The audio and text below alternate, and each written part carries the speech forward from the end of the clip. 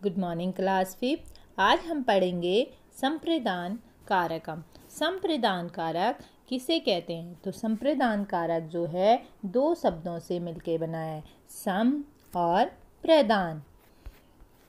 सम और प्रदान का शाब्दिक अर्थ होता है देना। वाक्य में कर्ता जिसे कुछ देता है। जब हम कोई वाक्य बनाते हैं उसमें जो कर्ता होता है वो क्या करता है? जब किसी को कुछ देता है तो वहाँ पर क्या होता है? संप्रदान कारक होता है। अथवा जिसके लिए क्रिया करता है, यानी कि जिसके लिए वो कोई काम करता है, उसे क्या कहा जाता है? संप्रदान कारक कहा जाता है। यानी कि देखो, आपकी बुक में लिखा गया, अत्यधिक इष्ट समझकर जब कोई वस्तु किसी को दी जाती है, जहाँ पर देने का भाव आता है, जहाँ पर हम किसी चीज़ को किसी दूसरे व्यक्ति को देते हैं प्रत्यक्ष रूप से तो या अप्रत्यक्ष रूप से, तो वहाँ पर क्या होता है? जहाँ पर देने का भाव आता है वहाँ पर संप्रदान कारक होता है। संप्रदान कारक जो है वो क्या हमारी चतुर्थी विभक्ति है। जो संप्रदान कारक हैं उसके चिन्ह हैं के लिए और को। के लिए और को दो चिन्ह हैं इसके, के लिए और को। जैसे देखो, आपके उसमें एक उदाहरण दे रखा है, निरप विप्रेभ्य गा ददाति। यानी कि निरप का मतलब होता है राजा, विप्रेभ्य संप्रदान कारक चतुर्थी विभक्ति और बहुवचन का शब्द है विप्रेभ्य। गा मीन्स गाय, ददाति मीन्स देता है, विप्रेभ्य मीन्स होता है ब्राह्मणों को। विप्र का मतलब होता है ब्राह्मण और विप्रेभ्य का मतलब होता है ब्राह्मणों को, बहुवचन है। तो राजा ब्राह्मणों को गाय देता है। यहाँ पर राजा क्या है? राजा के लिए कौन इष्ट है? विप्र व्यक्ति क्या है? इष्ट है। तो विप्र क्या है? चतुर्थी विभक्ति है।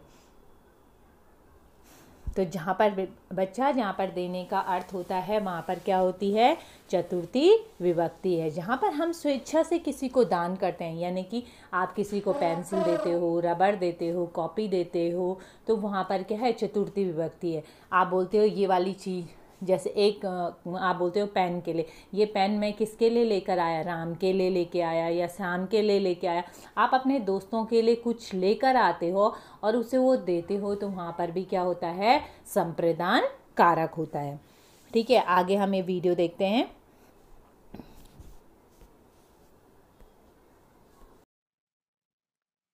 आज हम कारक के अंतर्गत संप्रदान कारक के विषय में पढ़ेंगे। संप्रदान कारक, सबसे पहले हम ये जान लेते हैं कि संप्रदान शब्द किन शब्दों के मेल से बना है।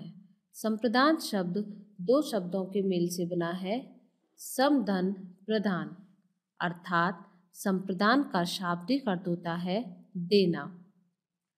अर्थात वाक्य में कर्ता जिसे कुछ देता है अथवा जिसके लिए क्रिया करता है उसे हम संप्रदान कारक कहते हैं। तो इस प्रकार से हमने जाना कि संप्रदान शब्द दो शब्दों के मेल से बना है, समधन प्रदान, तथा वाक्य में कर्ता होता है कार्य को करने वाला, जिसके लिए कुछ देता है, जिसके लिए अर्थात जिस व्यक्ति के लिए या जिस वस्तु के लिए कुछ देता है या उसके लिए जो क्रिया करता है उसे हम कहते हैं संप्रदान कारक। संप्रदान कारक के अंतर्गत जब कर्ता स्व तत्व को हटाकर दूसरे के लिए देता है तो उसे संप्रदान कारक कहते हैं, या फिर वहाँ पर संप्रदान कारक होता है। संप्रदान कारक के जो विभक्ति चिन्ह होते हैं वो होते हैं के लिए, को और के वास्ते। वैसे तो संप्रदान कारक का जो विभक्ति चिन्ह है वो के लिए और के वास्ते होता है, तथा संप्रदान कारक के जो विभक्ति चिन्ह को है उसका प्रयोग वाक्य में तब होता है जब वाक्य में क्रिया द्विकर्मिक होती है अथवा देने के अर्थ में प्रयुक्त हो, तो वहाँ पर होता है को विभक्ति का प्रयोग। द्विकर्मिक क्रिया से यहाँ अर्थ है कि जब क्रिया के दो कर्म होते हैं तो उसे हम कहते हैं द्विकर्मिक क्रिया। तो इस प्रकार से हमने जाना कि को विभक्ति का प्रयोग तब होता है जब वाक्य में क्रिया के दो कर्म होते हैं, तथा क्रिया देने के अर्थ में प्रयुक्त होती है तो वहाँ होती है को विभक्ति। जैसे राम माँ के लिए दवाई लाया। यहाँ पर हम देखते हैं कि जो राम क्रिया कर रहा है वह कर रहा है माँ के लिए, अर्थात जो दवाई लाया है वह माँ के लिए लाया है और यहाँ पे के लिए विभक्ति का प्रयोग हुआ है। दूसरा वाक्य देखते हैं। सैनिकों ने देश की रक्षा के लिए बलिदान दिया। इस वाक्य में हम देखते हैं कि जो यहाँ पे क्रिया हो रही है वह हो रही है दूसरों के लिए, अर्थात यहाँ पे सैनिक स्व तत्व को हटा करके देश की रक्षा के लिए, देश के लोगों के लिए बलिदान दे रही है। अतः यहाँ पर जो विभक्ति का प्रयोग हुआ है वह हुआ है के लिए विभक्ति का प्रयोग। तो इस प्रकार से हमने जाना जब वाक्य में क्रिया देने के अर्थ में प्रयुक्त। यस क्लास, अब आपको वीडियो देख के अच्छे से समझ में आ गया होगा कि संप्रदान कारक किसे कहते हैं। अब देखिए यहाँ पे लिखा गया है विद्या विवादाय धनम मदाय शक्ति परेशान परपीडनाय खलश्च साधो विपरीतमेतत् ज्ञानाय दानाय च रक्षणाय।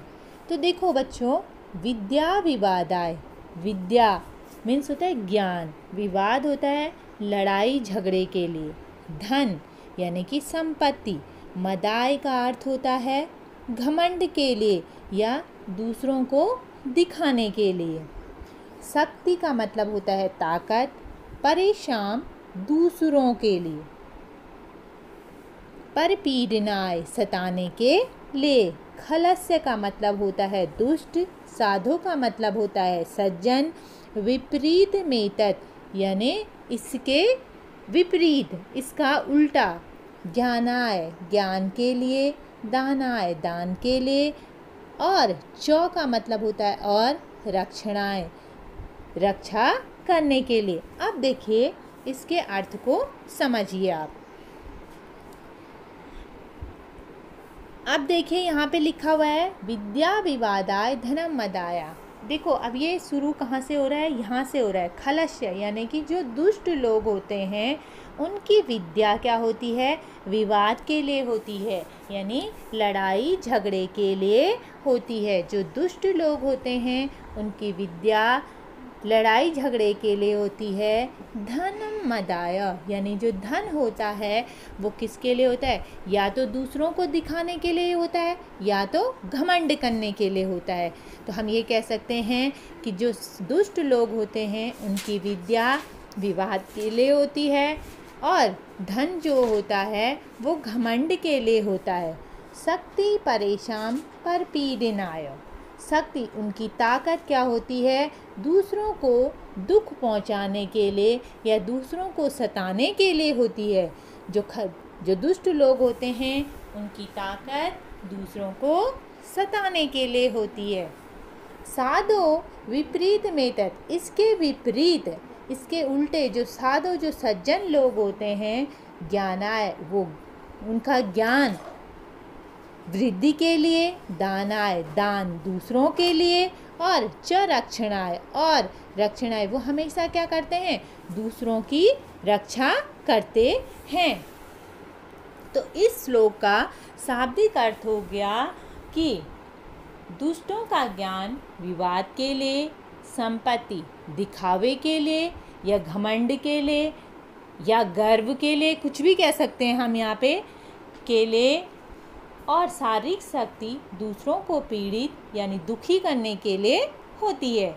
इसके विरुद्ध, इसके उल्टे यानी इसके विपरीत जो सज्जन लोग होते हैं इनकी विद्या ज्ञान वृद्धि के लिए, धन दूसरों की सहायता के लिए और शक्ति दूसरों की रक्षा के लिए होती है। तो ये हमारा श्लोक हो गया। इसमें देखिए, आप देखिए आचार्य नमो, आचार्य नमो यानी शिक्षक को नमस्कार। आचार्य का अर्थ होता है शिक्षक नमो आचार्याय, तो शिक्षक को, नमो का मतलब होता है नमस्कार, शिक्षक को नमस्कार। पुत्राय स्वस्तितो, यानी पुत्र का, स्वस्तितो मीन्स कल्याण हो, पुत्राय पुत्र का कल्याण हो। इसके बाद है श्री गणेशाय नमो, गणेश जी के लिए नमस्कार। अग्नेय अग्नये स्वाहा, अग्नि को समर्पित, यानी जो कुछ हम आग में डालते हैं उसके लिए कहा गया है अग्नेय स्वाहा, यानी अग्नि को समर्पित। शिशवे दुग्धम रोचते, शिशवे दुग्धम रोचते, यानी शिशवे का मतलब होता है बच्चों को, दुग्धम मीन्स होता है दूध, प्रिय लगता है, यानी बच्चों को दूध क्या लगता है, प्रिय लगता है। ओम नमः शिवाय, ओम नमः शिवाय, शिव के लिए नमस्कार। तो यहाँ पर यह हो गया आपका। अब देखिए आगे देखिए,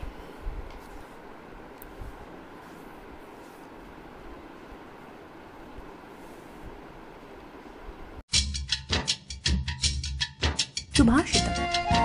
विद्या विवादाय धनं मदाय शक्तिः परेषां परिपीडनाय खलस्य साधोर्विपरीतमेतत्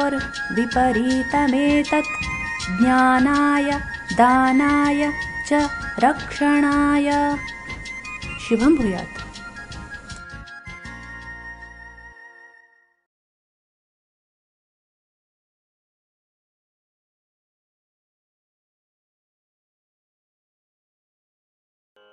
अष्टादश पुराणेषु व्यासस्य वचनद्वयम् परोपकारः पुण्याय पापाय परपीडनम्। इसका अर्थ है महर्षि वेदव्यास जी ने 18 पुराणों में 2 विशिष्ट बातें कही हैं। पहली, परोपकार करना पुण्य होता है, और दूसरी, पाप का अर्थ होता है दूसरों को दुख देना। Yes class. अष्टादश पुराणेषु व्यासस्य वचनद्वयं परोपकार पुण्याय पापाय परपीडनम्। तो यहाँ पर व्यासस्य वचनम, देखो तो महर्षि वेद व्यास जी का यहाँ पे नाम आया है, तो यहाँ पे लिखा है व्यासस्य वचनद्वयम्, जो महर्षि वेद व्यास जी हैं उन्होंने अपने 2 वचन कहे हैं। किसमें? अष्टादश पुराणेषु, अष्टा मीन्स होता है 8, 10, 8 और 10 यानी 18 पुराणेषु, पुराणों में। तो महर्षि वेद व्यास जी ने 18 पुराणों में 2 बातें कही हैं। परोपकार पुण्याय, कि परोपकार किसके लिए होता है? पुण्य के लिए होता है। परोपकार पुण्याय यानी परोपकार किसके लिए होता है? पुण्य के लिए होता है। पापाय परपीडनम, तो जो पाप होता है वो किसके लिए होता है? परपीडनम, दूसरों को दुख देने के लिए होता है। पापाय परपीडनम। तो अष्टादश पुराणेषु व्यासस्य वचनद्वयं परोपकार पुण्याय पापाय परपीडनम, यानी कि महर्षि व्यास जी ने 18 पुराणों में 2 बातें कही हैं। परोपकार करना पुण्य होता है, और दूसरी बात क्या कही है? पाप का अर्थ होता है दूसरों को दुख देना।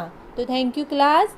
आप इसके शब्दार्थ अपनी कॉपी में लिखेंगे, and question answer later I will give you. Okay, thank you.